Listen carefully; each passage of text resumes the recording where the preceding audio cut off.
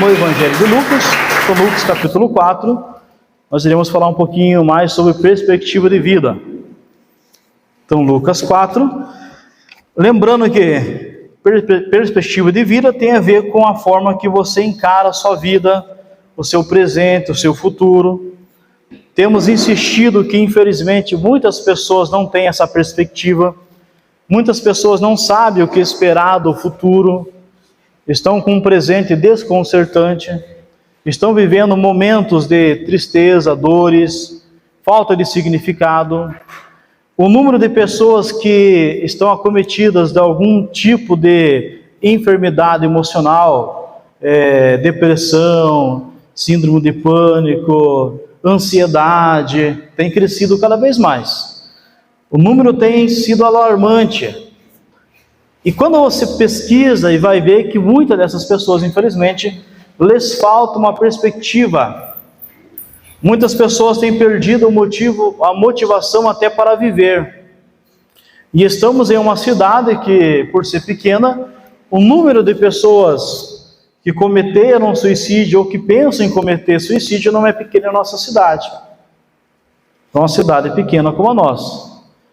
E muitas vezes esses índices crescem não só em Cambará, mas em todo o Brasil e no mundo, porque as pessoas não têm perspectiva. Eu não sei o que vai acontecer comigo no amanhã.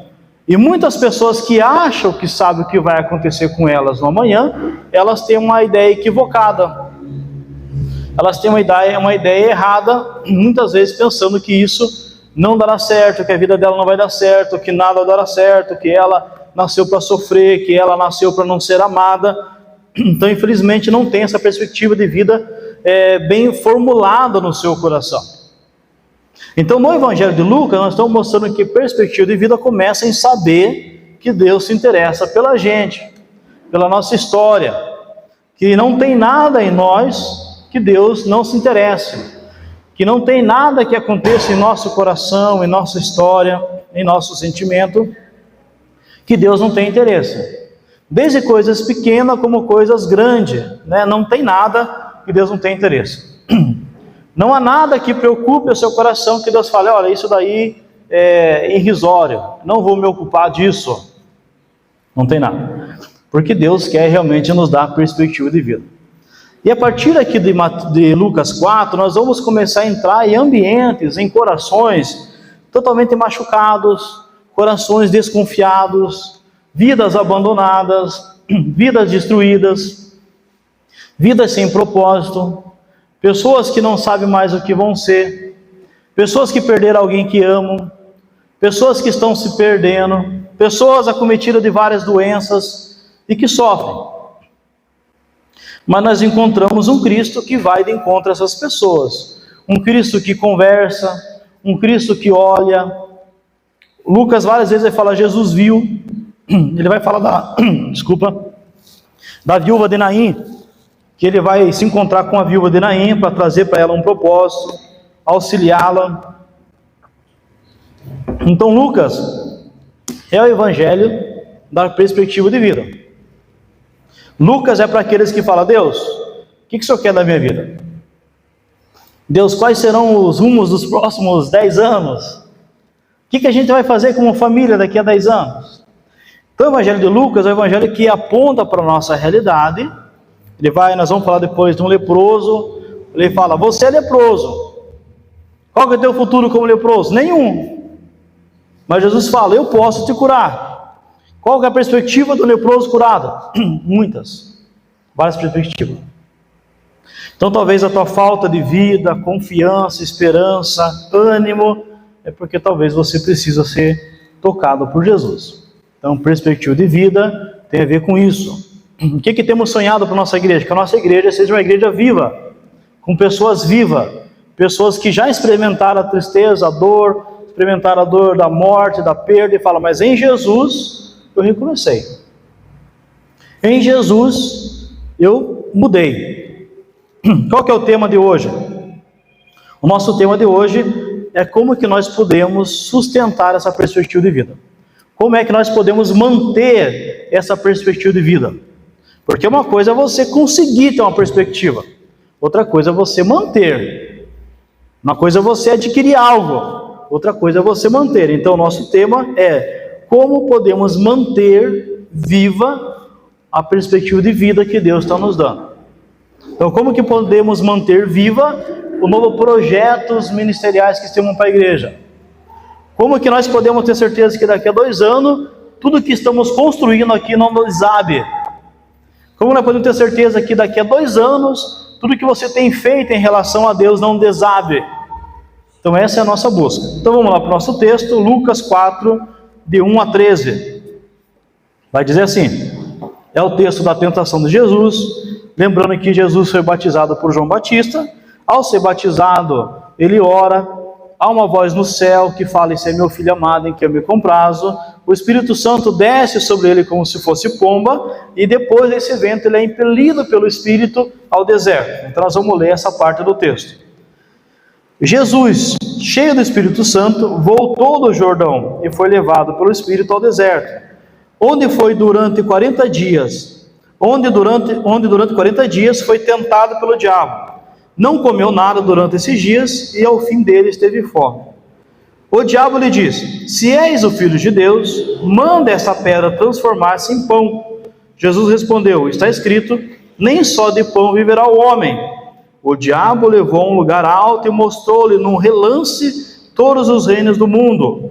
Ele disse: eu te darei toda a autoridade sobre eles e todo o seu esplendor, porque me foram dados e posso dá-los a quem eu quiser. Se então me adorares, tudo será seu. Jesus respondeu: está escrito, adore ao Senhor seu Deus e só a ele preste culto. O diabo levou a Jerusalém, colocou-o na parte mais alta do templo e disse: se és o Filho de Deus, joga-te daqui abaixo, pois está escrito, ele te dará ordens a seus anjos a seu respeito, para que o guarde, com as suas mãos eles o segurarão, para que você não tropece em pedra alguma. Jesus respondeu: dito está, não ponha o Senhor à prova, não ponha o Senhor o seu Deus à prova. Tendo terminado todas essas tentações, o diabo deixou até a ocasião oportuna. Então nós temos aqui o texto onde Jesus é levado ao deserto, e lá no deserto o diabo começa a fazer algumas propostas para Jesus. Uma das características do Evangelho de Lucas é mostrar que a falta de perspectiva de vida muitas vezes tem um agente espiritual por trás, e esse agente muitas vezes é o diabo, é Satanás. O diabo é aquele que quer que as pessoas vivam sem propósito, sem alegria, sem esperança.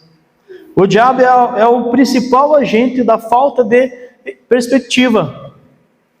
E aqui Jesus vai se encontrar com esse ser que o tenta de uma maneira muito profunda, uma tentação tão profunda que Jesus vence essas tentações usando a própria palavra. Então, como igreja, nós devemos entender que estamos vivendo dias onde esse ser tem trabalhado.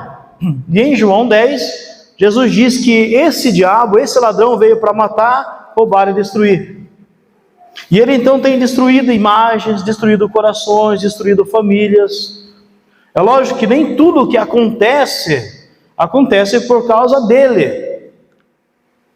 Mas muitas coisas acontecem em função das suas intervenções.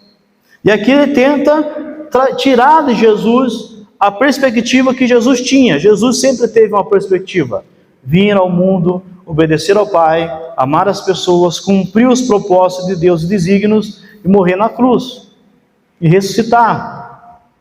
Então Jesus sempre teve essa perspectiva. Então o Satanás se revela a ele, tentando tirar ele desse caminho. Então eu quero aprender com vocês aqui como é que nós mantemos a perspectiva de vida que Deus tem nos dado como igreja, como pessoa. Olhando para Jesus, como é que Jesus manteve a perspectiva de vida dele? Por que é que Jesus não se deixou levar pelas propostas de Satanás? E propostas que nos chegam a cada dia, que nos chegam a cada momento. Então, nova perspectiva de vida, ela é sustentada pela palavra de Deus. O verso 3 e 4. O diabo lhe disse: se és o Filho de Deus, manda essa pedra transformar-se em pão. Jesus respondeu: está escrito, nem só de pão viverá o homem. Então é a palavra de Deus quem sustenta a nossa perspectiva de vida. Ela é alimento para a nossa alma. A palavra de Deus não é caloria vazia. O que são calorias vazias? Você vai lá e come um lanche, caloria vazia. Você vai lá e come uma coisa rápida, caloria vazia. Você se alimentou, mas você não usufrui daquela alimentação, porque muito daquela alimentação o teu organismo vai apenas selecionar e descartar. Mas a palavra de Deus não é alimento vazio.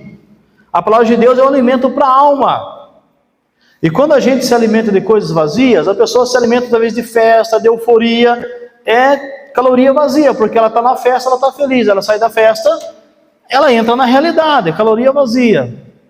Ela se apega a pessoas, se apega a homens e acha que a vida dela está nas pessoas, e ela perde aquela pessoa, então ela continua vazio, caloria vazia. Mas a palavra de Deus não é assim.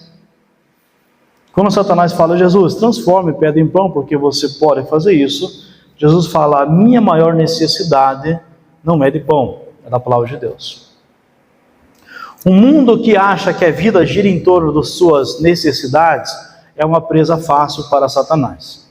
Pessoas que acham que a vida está em torno de satisfazer necessidades, mas eu preciso disso, eu preciso daquilo, é uma presa fácil para tentar transformar pedra em pão. Quantas pessoas tentaram transformar um relacionamento de ódio em amor, mas não vai conseguir. Não existe transformação nisso. Falsas amizades em verdadeiras amizades. Não vai conseguir. Então, o que sustenta a nossa perspectiva de vida é a palavra de Deus, que é alimento para a nossa alma. É pessoas que estão em busca de coisas maiores, coisas melhores, permanentes. O que garante que o nosso projeto de igreja, 2 anos aqui, vai continuar? Porque nós estamos fundamentados na palavra de Deus. Não estamos seguindo modelos, não estamos olhando igrejas que crescem, estamos olhando para o nosso Deus que é grande. Então, sustentar aquilo que Deus está nos dando vai ser somente pela palavra. Então, quando Satanás faz essa proposta para Jesus, e ali, qual que é a ideia? Satisfaça as suas necessidades de forma rápida. Não tem por que você ficar com fome, não tem por que você passar por essa necessidade. Pegue atalhos, pegue caminho mais fácil, se corrompa, se entregue, não tenha propósitos, faz o que tem que ser feito. Pessoas que não têm a alma alimentada pela palavra de Deus, podem perder as perspectivas de Deus, planos e projetos de Deus para a vida dele, porque muitas vezes segue esse caminho de não se alimentar de Deus. Igrejas que não se alimentam da palavra de Deus, correm o risco de seguirem modas e modelos que não se sustentam. Então a perspectiva de vida que Deus nos dá é sustentada pela palavra. Então ela é alimento para a alma, mas ela também é uma base para as emoções. A palavra de Deus é a melhor base para as suas emoções. Deus te ama, Deus tem um projeto para a tua vida, não importa quem você é, o que você fez, o que aconteça, o que deixa acontecer, Deus continua te amando. Então a palavra de Deus é a base para nossas emoções. E pessoas que estão com as emoções resolvidas, não cairão nas armadilhas de Satanás. Não seguirão coisas vazias, não seguirão apenas aparência, mas no começo parecia que era tá bom, é aparência.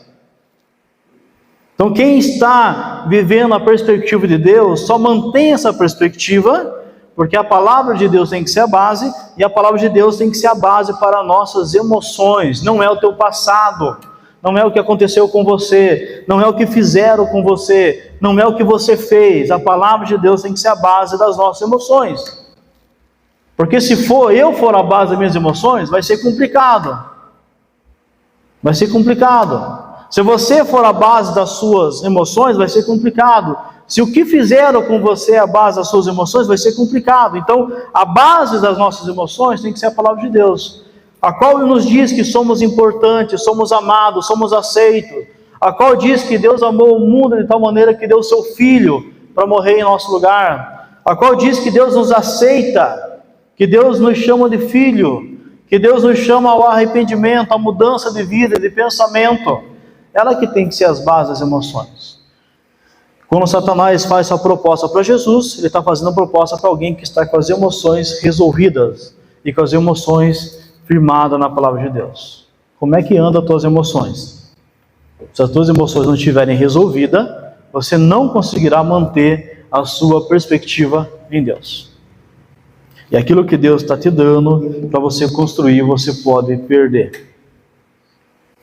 Então, como é que nós sustentamos a perspectiva de vida? Entendendo que ela é sustentada pela palavra de Deus, palavra essa que é o sustento para a alma, e palavra essa que é a base para as emoções. A base para as emoções. Então essa base em saber que somos amados, que somos aceitos, que temos um espaço, que Deus se interessa por você, que não importa o que aconteceu, não importa o que você fez, Deus quer te dar uma chance de você reconstruir. Que o teu passado não pode interferir no teu presente, no teu futuro, porque Deus é maior que o teu passado. Que as tuas dores, as suas tristezas, as suas mágoas, os seus traumas não são maior que Deus. Esse livro de Lucas vai trabalhar com pessoas traumatizadas em todas as esferas da alma, do coração, do pensamento. Mas a palavra de Deus tem que ser a base para as suas emoções. A base para as suas emoções não deve ser a sua relação que você teve com seu pai, que talvez não foi boa, com a sua mãe. Tem que ser a palavra de Deus. Outro momento, ela é a segurança da vida. Então, quando eu coloco a minha perspectiva e tenho a palavra de Deus como base para essa perspectiva, eu estou colocando a minha vida em segurança. Não seremos confundidos e não se nós nos alimentarmos da palavra. Quem se alimenta da palavra não é confundido, porque a palavra de Deus não muda. Agora, se você coloca a sua segurança de vida nas pessoas, eu quero dizer para você que você vai se frustrar, porque as pessoas mudam. Você falou que eu te amava, me amava, pois é, mas hoje eu não te amo mais. Você falou que estaria ao meu lado, pois é, mas hoje eu não estou mais. Mas a palavra de Deus, ela não muda. Eu estarei com você todos os dias da sua vida. Por isso que perspectiva de vida, ela se mantém, só é sustentada pela palavra de Deus. Quais são as bases? O que é que tem que alimentar? O que é que tem alimentado a sua alma? Você tem se alimentado do quê? O que é que se alimentar? Como que alimentar a alma? Se você fica remoendo o passado, se você fica remoendo as coisas que aconteceram, esse será o alimento da sua alma. E você tem uma chance muito grande de ser alguém para baixo, depressivo, sem perspectiva de vida. Agora, quando eu me alimento da palavra de Deus, eu me alimento do próprio Deus, que é a fonte de vida. Quando as minhas emoções são alimentadas apenas por coisas negativas, mas me fizeram isso. Quando você só se alimenta de culpa, quando você só se alimenta de tristeza, quando você só se alimenta de coisa ruim, ora, as suas emoções serão a extensão desse alimento. E por isso, como cristão, nós temos que aprender a selecionar o que vemos, o que assistimos, o que conversamos, com quem conversamos, aonde ir, aonde vamos. Porque tudo que fazemos é alimento para a alma. E se você se alimenta de pessoas vazias, você será vazio. Se você se alimenta de relações vazias, você será vazio e as suas emoções serão conturbadas. Agora, se você se alimenta de Deus, se você olha para Deus, as suas emoções serão reconstruídas, refeitas. Serão refeitas. E a palavra de Deus é a segurança para a sua vida. Então, nova perspectiva de vida, ela é mantida pela palavra de Deus. Você tem se alimentado de quê? Como diz aquela música popular, você tem fome do quê? Você tem fome do quê? E a própria música fala, nós não queremos só comida, não queremos só bebida. Mas lá ela vai falar, queremos diversão e arte. Então nós não queremos só comida, bebida, diversão e arte, nós queremos Deus, que é a fonte da vida. Porque a vida não se sustenta só com comida. A vida não é feita por satisfazer os nossos desejos. Segundo momento, como é que nós mantemos essa nova perspectiva de vida? Primeiro, então, é se alimentando da palavra. Segundo momento, é sustentada pela confiança em Deus. Verso 9 a 12. O diabo levou a Jerusalém colocou-o na parte mais alta do templo e lhe disse: se és o Filho de Deus, joga-te daqui para baixo, pois está escrito: ele dará ordem aos seus anjos a seu respeito, para o guardarem, com as suas mãos eles o segurarão, para que você não tropece em pedra alguma. Jesus respondeu: dito está, não ponha à prova o Senhor seu Deus. Então, como é que é sustentada essa confiança? Como é que é sustentada? Em alguém que não duvida de Deus. Alguém que se junta a Deus. Alguém que se rende a Deus. Alguém que não duvida dos cuidados de Deus. É uma perspectiva de vida alimentada pela confiança. Você confia em Deus? Satanás fala a Jesus, ele leva ele num monte mais alto e fala: se joga para você ver se Deus te ama mesmo. Pessoas que não confiam em Deus ficam se jogando na vida e espera que Deus os socorra. E quando Deus não socorre, a pessoa fala: Deus não me ama, Deus não se importa comigo. E Jesus fala: não, a minha relação com o Pai é sustentada pela confiança que eu tenho no meu Pai. Eu não preciso me jogar daqui para saber se meu Pai vai me segurar ou não, porque eu confio nele. Eu confio nele. Então, essa confiança, essa nova perspectiva de vida é sustentada por confiança de alguém que não duvida do cuidado de Deus. Deus continua cuidando da gente. Deus continua cuidando da gente. E pessoas que não vivem isso desconfiam do amor de Deus, desconfiam do cuidado de Deus, falam: Deus não me ama, Deus não tem nada comigo mesmo, Deus não se importa comigo. Mas aqui Jesus está mostrando que essa perspectiva é alimentada pela confiança de alguém que não duvida que Deus está cuidando, que Deus está com ela.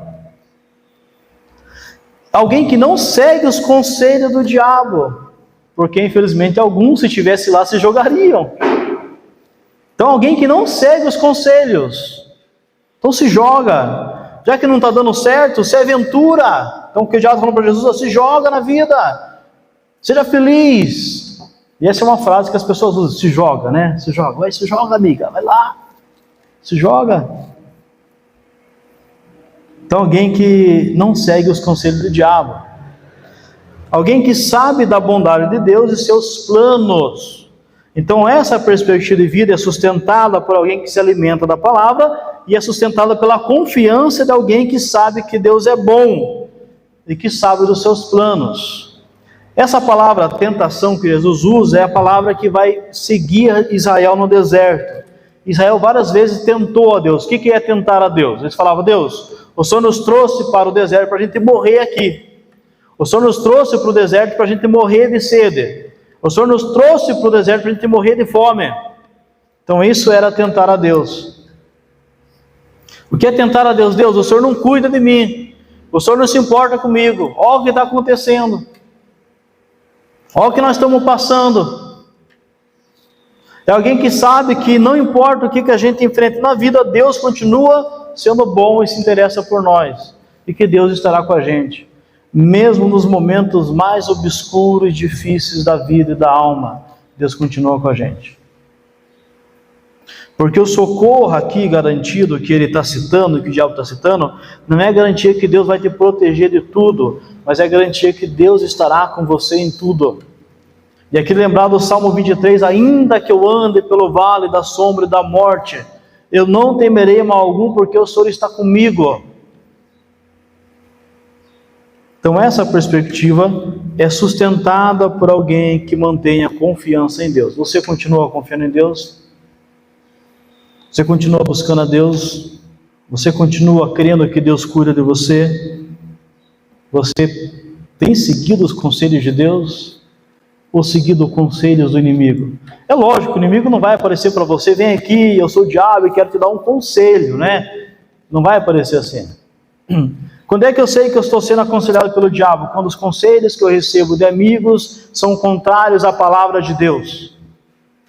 Quando alguém diz para eu fazer algo que eu sei que Deus não quer que eu faça.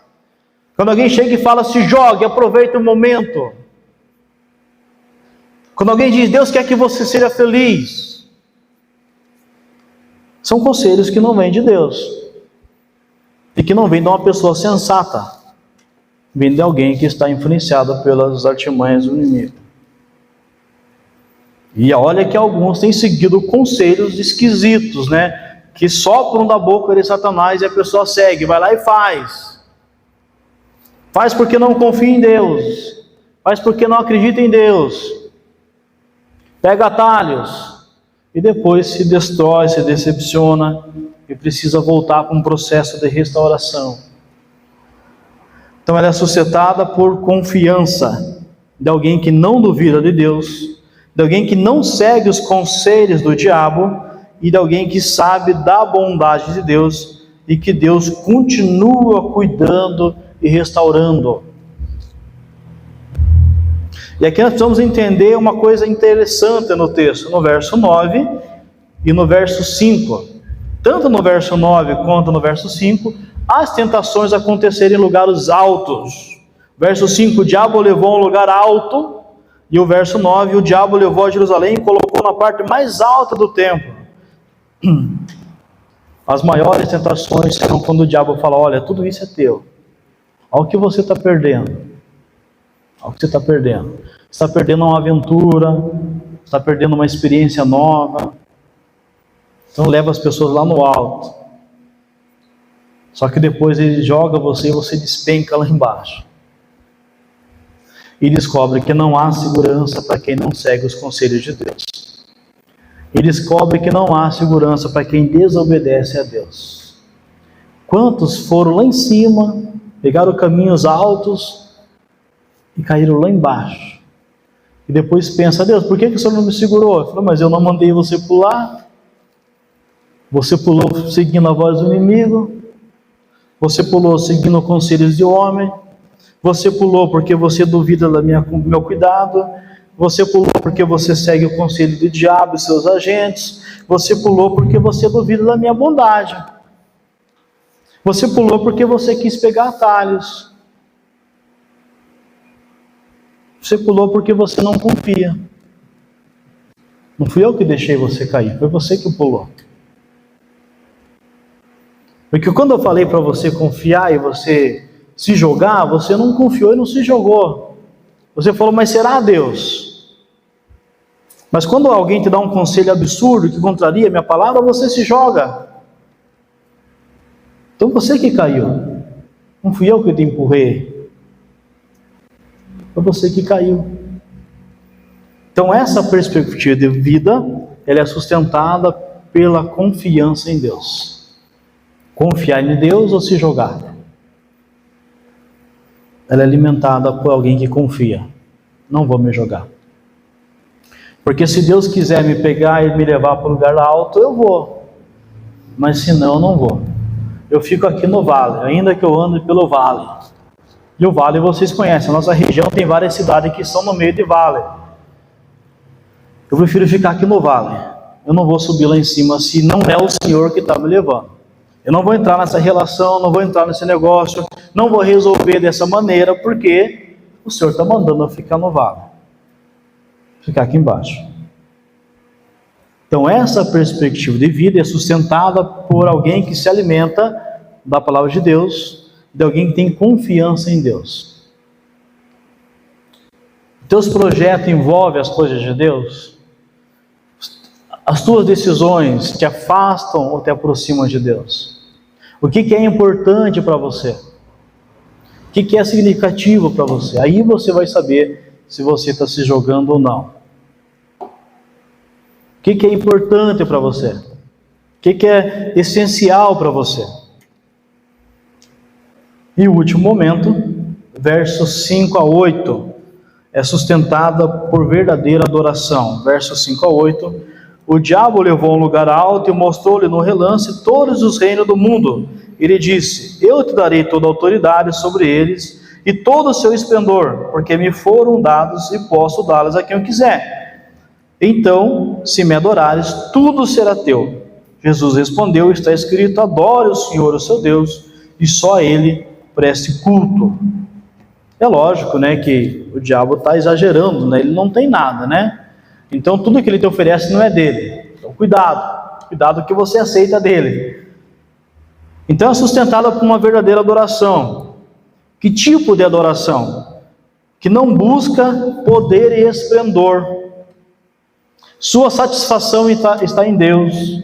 Então o diabo leva Jesus para o monte alto e fala: está vendo todos os reinos do mundo? Eu vou dar para você. Você pode ter todos os prazeres, você pode mandar em quem você quiser. Você pode ostentar, né? A palavra do momento é ostentar. Você pode buscar, eu te dou tudo. Tudo. Mas Jesus só recusa porque a satisfação de Jesus está onde? Em Deus, na vontade do Pai. Agora, quem busca poder, ostentação, é uma presa fácil por essa tentação. Não vai conseguir manter a perspectiva de que Deus te deu. De novo, o diabo oferece poder e grandeza para Jesus. Quantas pessoas pegaram esse caminho de sentir o poder e grandeza? E como o pecado gera em nós uma certa grandeza, importância, e depois você percebe que aquilo não teve nada a ver de importância, foi você se ridicularizando, se expondo, negando a sua essência como filho e filha de Deus. Então Jesus resiste a essa porque ele não está em busca de poder, ele tem satisfação em Deus, ele está satisfeito com Deus. Quem está satisfeito com Deus não aceita essas propostas. Não aceita. Quantas pessoas entram no caminho das drogas porque no começo dá essa questão do poder, da violência, dá essa ideia de poder, de se associar com pessoas que não têm nada com Deus porque dá essa ideia de poder. Quantas pessoas se deixam levar pelo grupo, pelos amigos, por causa do poder. E o grupo fica lá, toma, usa. Então tá bom, vocês estão mandando, eu vou fazer. Porque não está satisfeito com Deus. Só que quando as pessoas estão gritando, bebe, usa, faça, você não percebe que quem te levou em cima é o diabo, e quem vai te soltar para baixo é ele. E que depois as pessoas que gritaram, falam, não vão estar com você na hora do choro. Então ela é sustentada por uma verdadeira adoração que está satisfeita em Deus. Querido, adoração tem a ver com decisão. As decisões que eu tomo vão dizer se eu adoro a Deus ou não. Que não fica fascinado com os lugares altos. Então pessoas que mantêm a perspectiva de vida que Deus dá, ela mantém através de uma verdadeira adoração, porque ela não fica fascinado com os lugares altos. Ela não se fascina com o pecado, porque ela olha aquela pirâmide e fala, aquilo vai ruir, essa grandeza vai acabar. E muitas vezes as pessoas que estão em Deus acham que as suas vidas são insignificantes, porque parece que aqueles que estão fora da igreja são mais felizes que nós. Muitas pessoas, elas dão um testemunho na igreja e você dá a sensação que você fala, poxa, parece que ele era mais feliz quando não era crente do que é crente. Pois é, quando eu era, eu fazia isso, eu fazia aquilo, e hoje você faz o que? Hoje eu só vou para a igreja, não faço mais nada. São pessoas que estão fascinadas com os lugares altos, e que se esquece que os lugares altos são escorregadios. Quantas pessoas com proposta de empregos grandes perderam a família em nome do projeto? Quantas pessoas em um relacionamento sério perderam a família porque receberam propostas indecentes, porque queriam ficar bem com os amigos? Quantas coisas estão acontecendo por propostas dessas, porque as pessoas estão fascinadas pelos lugares altos, por viver a vida, por curtir a vida e aproveitar a vida. Quantos jovens sendo tragados por esses modelos, porque estão em lugares altos. E lugares altos aqui é a popularidade, ficar visível, ser um popstar, não falar, esse cara aí é o bom, essa menina aí. Quantas pessoas acham que vir para a igreja, ser um servo humilde do Senhor é algo inexpressível? Mas quantas pessoas que estão lá nos lugares altos estão com a vida destruída, sem perspectiva, sem esperança, estão só representando, porque o fascínio pelos lugares altos não supre a necessidade da alma. não supre. Quem tem consciência que nada compra aquilo que pertence somente a Deus. Então quem é que não aceita isso? Aquele que tem consciência que nada pode comprar aquilo que pertence a Deus, o que é adoração. Jesus fala: diabo, está escrito, adore somente ao Senhor teu Deus. Tudo que você está me oferecendo não compra aquilo que pertence a Deus, porque é de Deus, eu vou adorar a Deus. Vou ficar com Deus. Será que você tem essa consciência ou será que você tem preço? Para alguns o preço é a aceitação dos amigos, da família. Para alguns o preço é se sentir importante. Para alguns o preço é ficar popular. Para alguns o preço é ser aceito. Então você tem preço, a tua adoração tem preço. Você logo, cedo ou mais tarde, vai abrir mão dessa perspectiva de vida porque você tem preço. E você vai ceder. E você vai cair. Então é sustentada por uma verdadeira adoração que sabe que Deus é a nossa maior satisfação. Não tem nada que supre aquilo que nós precisamos de Deus. Não fica fascinado com os lugares altos e que tem consciência que aquilo que pertence a Deus não tem como vender, nem por todos a glória do mundo, nem por todos.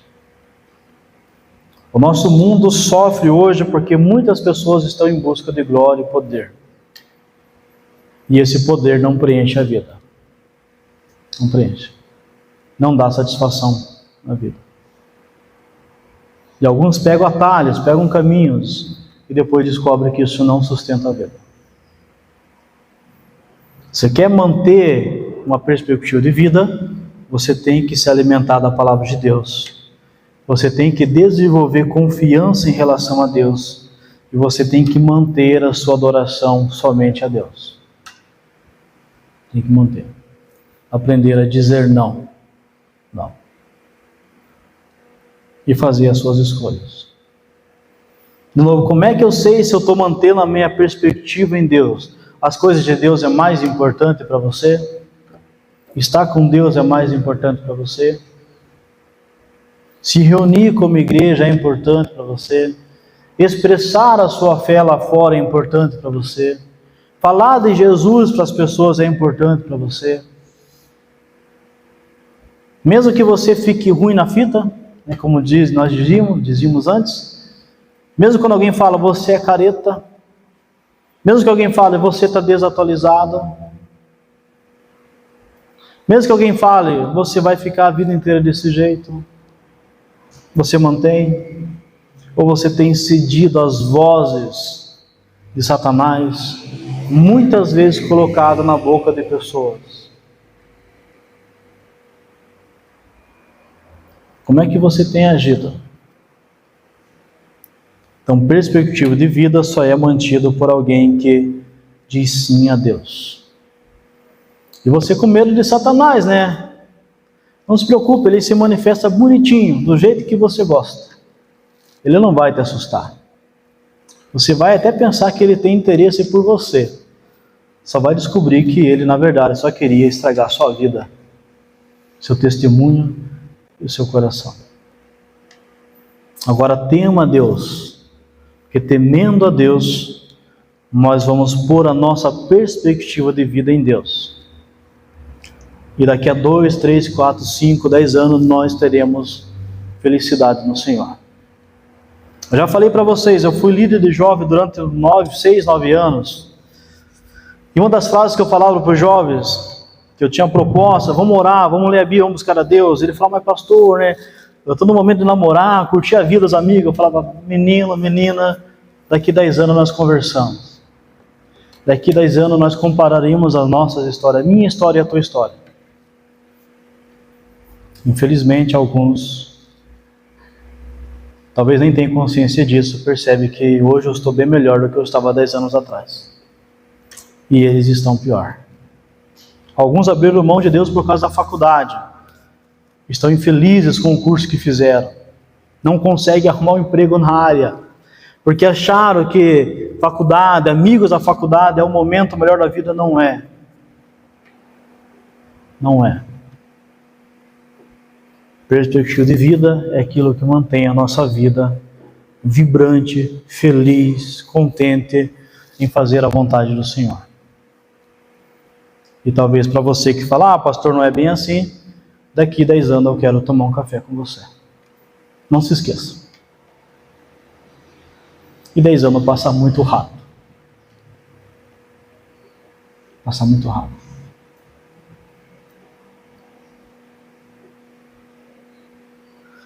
A decisão é nossa, é sua. Tanto você que está presencial, você que está online, talvez hoje você está no alto para tomar algumas decisões. E talvez está na hora de você descer. Falar, olha, esse lugar não é para mim. Eu vou voltar para o vale, porque é lá que Deus está. Se Deus quiser me trazer aqui em cima, eu venho.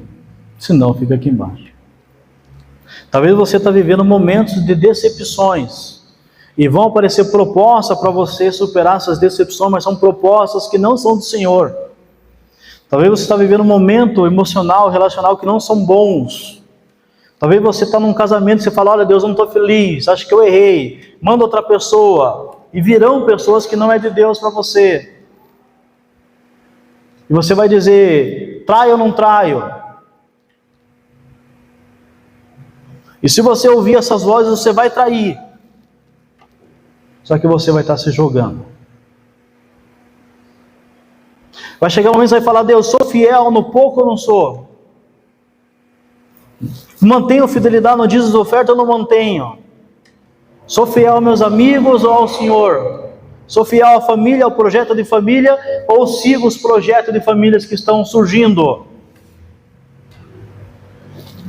Todos nós estamos no alto e as escolhas serão nossas.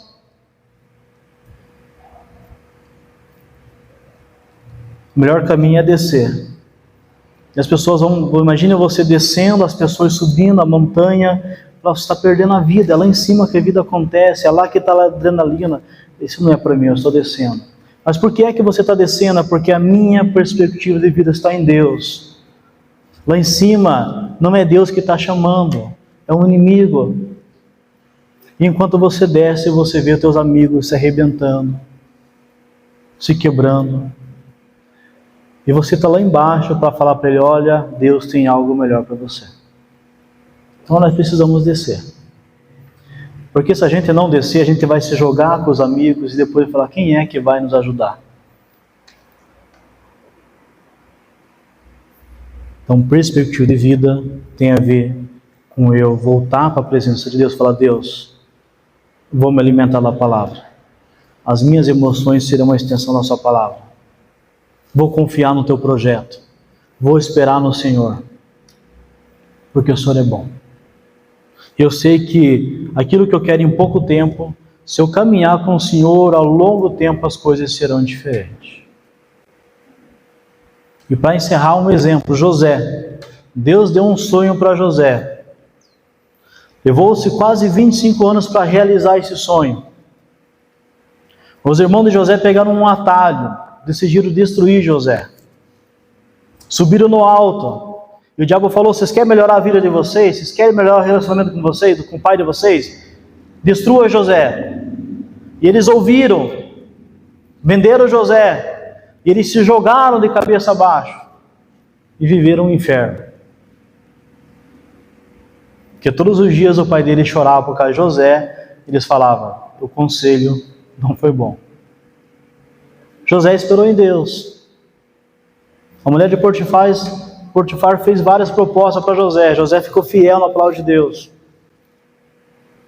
E olha que era a esposa de Potifar. Imagina os outros servos falando, José, você é bobo, é a patroa, José. Se você ficar com a patroa, você tem tudo.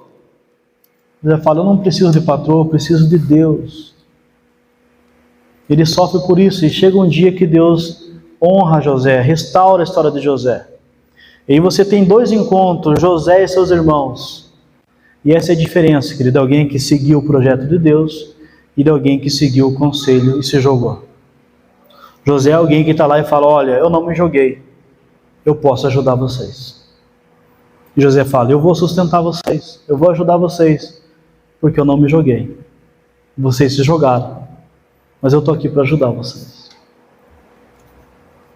Deus está chamando você como igreja, porque muita gente está se jogando, e não tem ninguém lá embaixo para falar, olha, vamos recomeçar. Vamos recomeçar.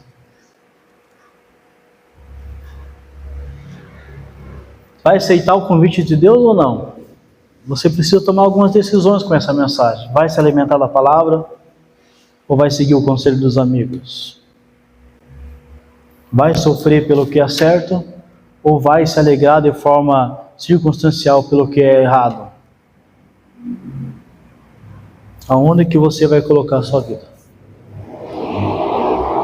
Perspectiva de vida começa em alguém que crê em Deus, se envolve com Deus, mas ela se mantém em alguém que segue a palavra de Deus, confia em Deus e sabe que a adoração não tem preço. Eu quero orar com você.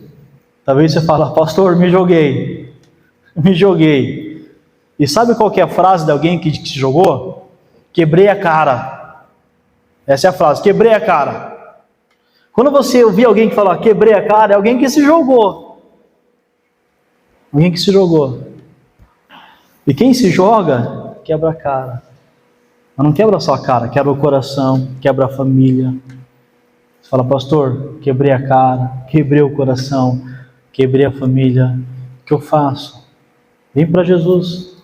Se envolva com Jesus. Confie em Jesus. Eu não estou falando de ser batista, eu estou falando de você seguir Jesus, de você se envolver com Jesus, de você caminhar com Jesus, de você viver uma vida simples com Jesus. E você vai ver como Deus vai te abençoar para você ajudar as pessoas que estão quebrando a cara. Então se envolva com Jesus.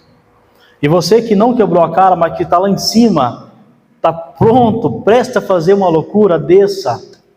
Não pegue esse caminho, bloqueie o número do telefone, mude os passos, fuja, porque senão você vai quebrar a cara.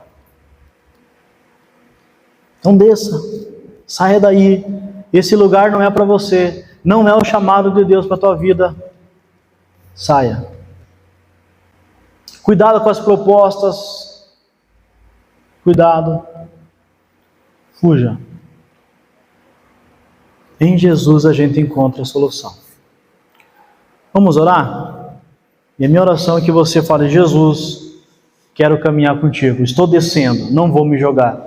Jesus, me joguei e quebrei a cara, me ajuda a recomeçar, me ajuda a consertar os estragos, me ajuda a refazer a imagem, a minha imagem, a reconstruir as pessoas, a minha família, me ajuda.